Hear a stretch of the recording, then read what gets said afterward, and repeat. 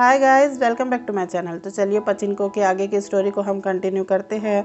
So guys, हमने पिछले episode में देखा था कि सुंजा की माँ सुंजा को हमेशा के लिए अलविदा करती है। इसके बाद हमें अगले सीन में दिखाया जाता है कि हान गुएमजा ऑफिस में आती है डील साइन करने के लिए, जहाँ उसका बेटा और लॉयर भी उसके साथ आते हैं। उसका बेटा उससे पेपर साइन करने के लिए कहता है, मगर हान गुएमजा कहती है कि वो पेपर्स पढ़े बिना ही कैसे साइन कर ले। यहाँ टॉम ये भी बताता है कि जिस जगह को हान गुएमजा बेच रही है उस जगह पे एक आलीशान होटल बनाया जाएगा और वीकेंड पर हान गुएमजा की फैमिली को होटल में सारी सुविधा मुफ्त में दी जाएंगी। मगर हान गुएमजा यहाँ पेपर साइन करते हुए रुक जाती है और वो अपनी कहानी सुनाने लगती है। वो बताती है कि जापान में उसके पिता एक माइन में काम करने के लिए आए थे और वो अकेले नहीं बल्कि उनके साथ में 400 और कोरियन लेबर्स भी यहाँ जापान में आए थे। उसके कुछ दिन के बाद में वो अपनी माँ के साथ में यहाँ जापान आई थी और हालात इतने बिगड़ गए थे कि लेबर्स ने स्ट्राइक कर दी थी और बाद में जापानी सरकार ने उस माइन को ही बंद करवा दिया था और सभी 400 कोरियंस पूरी तरह से बेघर हो गए थे। वो बताती है कि उन्हें पूरे जापान में कोई भी काम नहीं दे रहा था और ना ही कोई रहने के लिए घर देता था। वो हान गुएमजा बताती है कि करीब एक कमरे में वो 4 से 5 कोरियन फैमिली एक साथ रहती थी। मगर सोलोमन यहाँ उसे रोकता है कि ये सब पुरानी बातें हैं और हमें इन्हें भूल जाना चाहिए। सोलोमन कहता है कि 50 साल पहले मेरी दादी भी जापान खाली हाथ आई थी, मगर आज वो कोरिया फर्स्ट क्लास में ट्रैवल करके गई है। हान गुएमजा सोलोमन से कोरियन भाषा में पूछती है कि अगर ये तुम्हारे दादी के साथ होता तो क्या तुम उसे ये डील साइन करने के लिए कहते। सोलोमन यहाँ कोरियन भाषा में नहीं कहता है। सारे लोग चिल्लाने लगते हैं कि कोरियन भाषा का इस्तेमाल ना करें, जापानीज भाषा में बात करें। सोलोमन का ये जवाब सुनने के बाद में हान गुएमजा हंसने लगती है और उसकी आंखों में से आंसू आ जाते हैं और वो डील कैंसिल करके वहाँ से चली जाती है। मीटिंग में बैठे सभी लोग सोलोमन को गालियाँ और बुरा भला कहने लगते हैं। मिस्टर आबे कहते हैं कि सोलोमन को यूएस से यहाँ बुलाना ही नहीं चाहिए था। मुझे पहले ही पता था कि ये आदमी हमारे किसी काम का नहीं है। इस पर टॉम भी सोलोमन पर चिल्लाने लगता है और कहता है कि मैं इस घड़ी का पूरे 4 साल से इंतज़ार कर रहा था। वो सोलोमन को गालियाँ भी देने लगता है। सोलोमन ऑफिस से बाहर भागते हुए दिखाई देता है, जहाँ वो बहुत तेज़ बारिश में भीगते हुए दिखाई देता है। फिर हमें पास्ट का सीन दिखाया जाता है, जहां हमें शिप के अंदर का सीन दिखाते हैं, जहां लोअर क्लास में सारे कोरियंस होते हैं और अपर क्लास में किसी आलीशान होटल से कम नहीं होता है, जहां सारे जापानीज लोग दिखाई देते हैं। वहां पर एक जापानी आदमी उस कोरियन सिंगर के साथ में बुरा बर्ताव करते हुए दिखाई देता है। इतनी भीड़ होती है कि सुंजा की तबीयत भी बिगड़ने लगती है। इसाक सुंजा के लिए पानी लाने के लिए जाता है तो वो वहाँ के लोगों से पूछने लगता है कि तुम लोग जापान क्यों जा रहे हो। तो उसे पता चलता है कि वो सारे लेबर्स हैं और वो जापान किसी माइन में काम करने के लिए जा रहे हैं। इस पर इसाक उनसे पूछता है कि क्या तुम्हारी फैमिली तुम्हारे साथ नहीं जा रही है। वो आदमी इसाक को बताता है कि कुछ दिन के बाद में उनकी फैमिली भी जापान आ जाएंगी। पर कोरियन सिंगर गाना शुरू करती है। बाद में वो कोरियन भाषा में गाना गाने लगती है और नीचे ट्रैवल कर रहे सभी कोरियन लोग उसके गाने पर झूमने लगते हैं और तालियां बजाने लगते हैं। मगर जापानी लोग उस सिंगर पे गुस्सा करने लगते हैं और वो पुलिस को बुलाने लगते हैं और उसे स्टेज पे से उतारने के लिए कहते हैं। इससे पहले कि पुलिस उसे पकड़ने आती, वो सिंगर नाइफ से सुसाइड कर लेती है।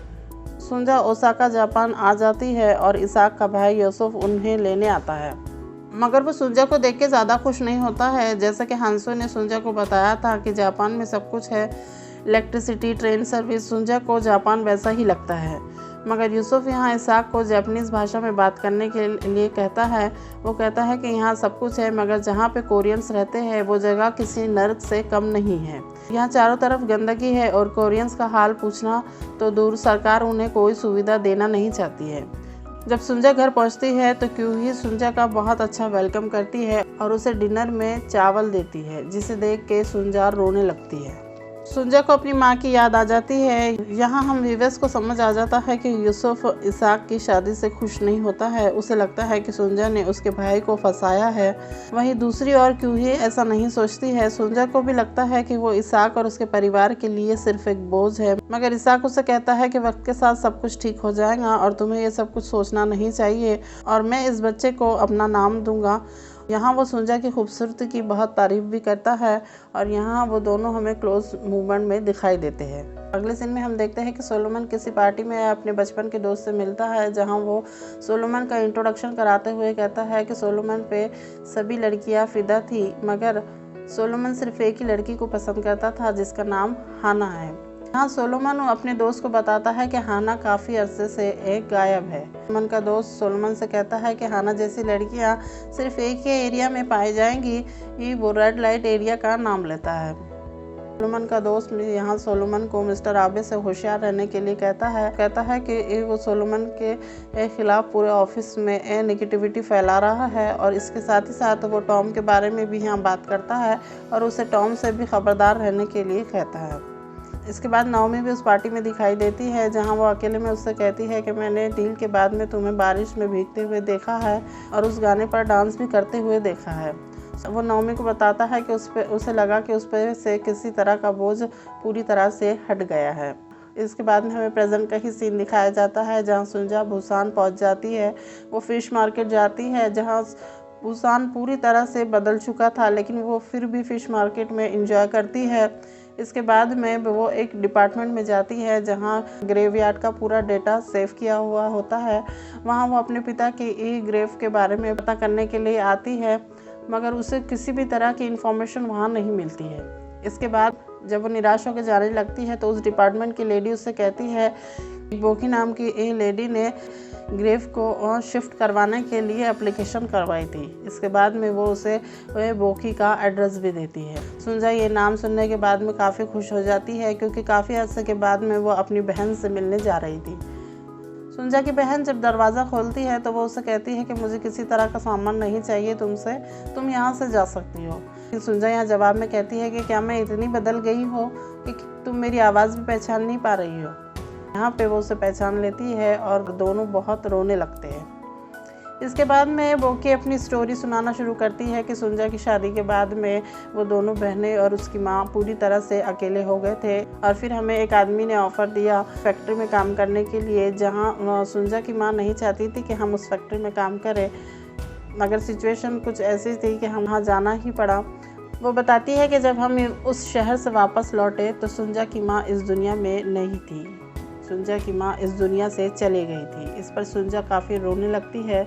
वो बताती है कि हालात सुधरने का नाम ही नहीं ले रहे थे। ऐसे में उसकी छोटी बहन पूरी तरह से हिम्मत हार चुकी थी और वो कहती है कि जिस नदी के किनारे हम कपड़े धोते थे वहाँ पे उसे उसकी छोटी बहन की डेड बॉडी मिली थी।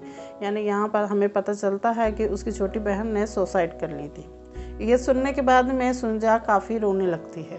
इसके बाद में सुंजा अपने पिता के ग्रेव पे जाती है, जहाँ विधि पूरी होने के बाद में वो अपने बेटे को वापस जापान चलने के लिए कहती है। वो अपने बेटे से कहती है कि वो अब बुसान आते जाते रहेंगे। इसके बाद में हमें फिर से पास्ट का सीन दिखाया जाता है, जहाँ सुंजा जब ओसाका में क्यूही के साथ में होती है, कुछ लोग वहाँ पर पैसे मांगने के लिए आते हैं। वो बताते हैं कि यूसुफ ने कुछ पैसे उधार लिए थे और उन्हें अभी तक के चुकता नहीं किया है। ऐसे में वो क्यूही से पैसे मांगने लगते हैं। सुंजा उनसे 1 घंटे का टाइम मांगती है और ऑफिस की डिटेल पूछती है ताकि वो 1 घंटे में उस ऑफिस पर पैसे ला के दे सके। क्यूही यहाँ उसे रोकती है और साथ ही साथ वो उसके पैसे लेने से भी इनकार करती है, मगर सुंजा हांसू की दी हुई वॉच निकालती है और उसे एक शॉप पे बेचने के लिए जाती है। वहाँ वो दुकानदार उस वॉच को कम कीमत में लेना चाहता है, मगर सुंजा अपनी कीमत पर अड़ी हुई रहती है। आखिरकार वो उस वॉच को अपनी कीमत में बेचती है।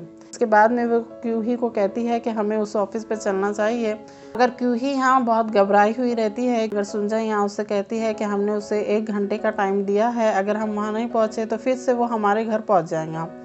सुंजा क्यूही को मनाती है और उस ऑफिस पे जाके पेमेंट पूरी करती है।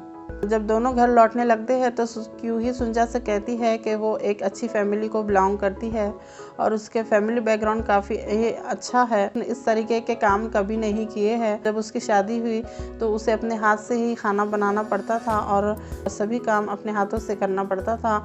लेकिन आज जब वो सुंजा को देखती है तो खुद में काफ़ी गिल्टी फील करती है। उसे लगता है कि वो सुंजा से बहुत ज़्यादा पीछे है। हमें सुंजा का कैरेक्टर शुरू से ही ऐसा ही बताया है कि वो बहुत ही ज़्यादा स्ट्रांग और इंडिपेंडेंट लड़की होती है।